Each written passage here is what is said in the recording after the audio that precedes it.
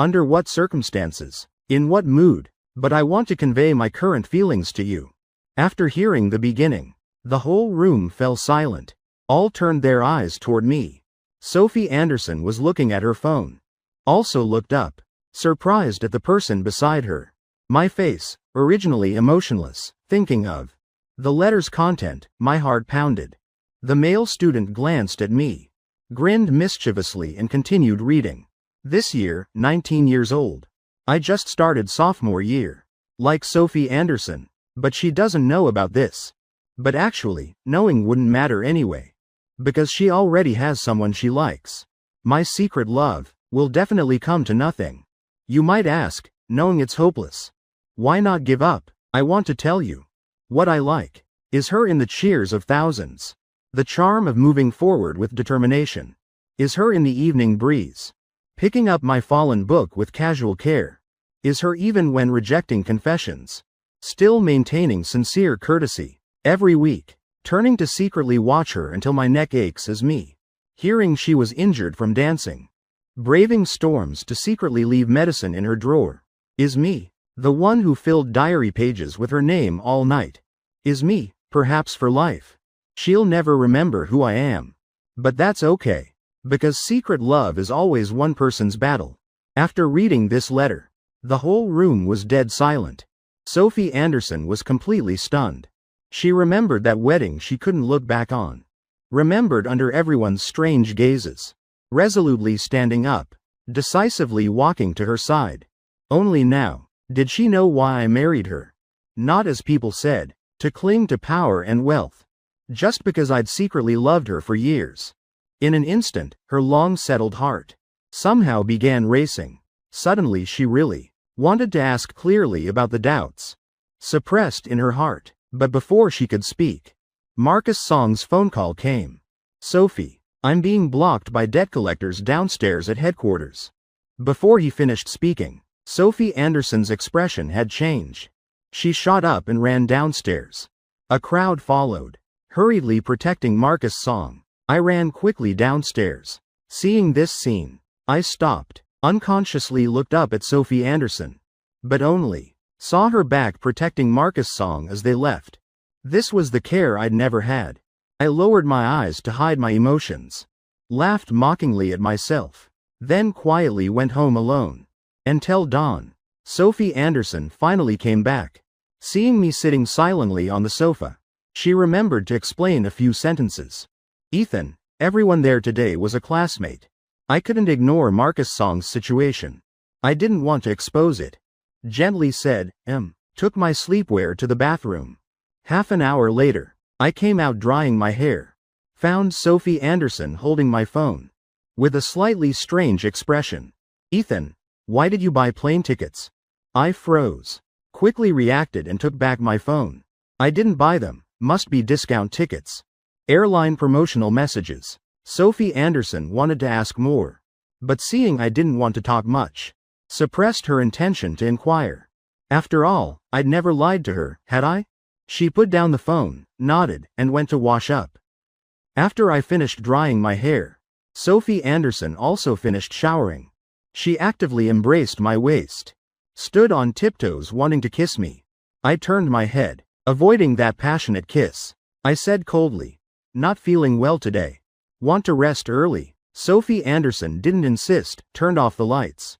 The next day was beautiful. We drove together to the hot springs resort.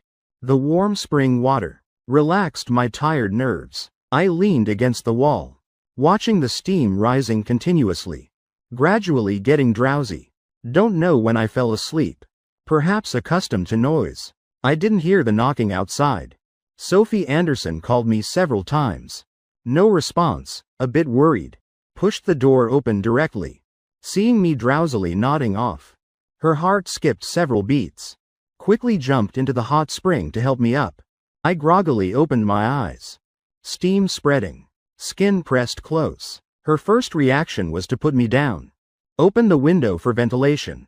I got up and went to the changing room. After I changed and came out, I had no strength left. Sat beside her. Sophie Anderson paused. Didn't pay attention. Turned and left. I was slightly bewildered. Only now did I understand how ridiculous the thought when standing up at the wedding. How could there be such a thing as the latecomer winning? Warming hearts. Love is love, not love is not love. From the start I bet wrong. So now facing this complete loss, I accept it. Don't know how long passed. I fell behind alone, looking at the glaring lights overhead. Smiled without speaking. I received a call from staff, saying the visa was ready. I retrieved all my documents. Started packing luggage. The calendar on the desk, tearing off a page each day. Quickly running out. This year almost ending. I'm about to leave. This city I've lived in for over 20 years. This week, Sophie Anderson didn't come home once. But Marcus Song sent many messages every day. Countdown day 7. He sent a video. Sophie Anderson half sitting on the sofa massaging his shoulders. Movements extremely gentle. As I watched, I threw everything I'd bought for her over the years into the trash. Countdown day 5. He sent several photos. Sophie Anderson gifting an expensive watch, personally putting it on his wrist. I casually smashed the wedding photos, then threw them in the fire. Countdown day 3. An audio recording. Sophie Anderson calling his name in her sleep. Voice sincere and earnest. I packed all the post-marriage gifts she gave. Sent them to charity. The villa I once considered home gradually emptied. As for me, my meager luggage gradually packed. The housekeepers, seeing this cleanup, all worried, asked me several times what was wrong. I smiled gently. Just divorce. Has the mistress agreed? I don't know. But I think right now Sophie Anderson, if she saw the divorce papers, would probably be very happy. After all, her heart and eyes are full of Marcus Song now. Countdown day 2. Marcus Song sent another message. This time the camera wasn't on Sophie Anderson, but his parents. Looking at the photo, 3 people gathered happily around the dinner table. My heart didn't stir. I still didn't reply to the message, but went to contacts. Deleted Marcus Song, Sophie Anderson, and everyone related to them. The day of departure, first snow fell. I brought the diaries I'd organized last night, and the unsent love letters. Moved them all to the courtyard. Orange flames illuminated my face. Also burned those youthful confessions to ashes. I looked up at the falling snow, calculating how much longer it would snow to cover these ashes. Lost in thought, the tightly closed gate suddenly opened. Sophie Anderson, long absent, hurried back. She glanced at the person standing in the snow. Went to the living room first. When she came out again, she stopped beside me, looking at those pale pink envelopes. She unconsciously thought of the letter at the reunion. Her long, angry heart finally softened. I've been busy lately. In 2 days when I'm done, let's talk properly.